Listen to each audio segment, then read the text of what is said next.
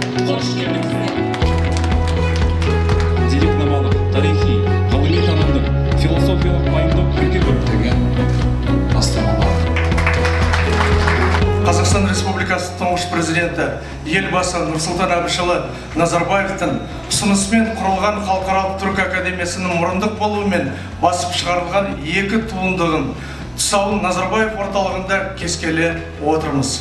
Олардың бірі жаңа айтқандай түркі интеграциясының архитекторы болса, екіншісі елорда эпопеясы.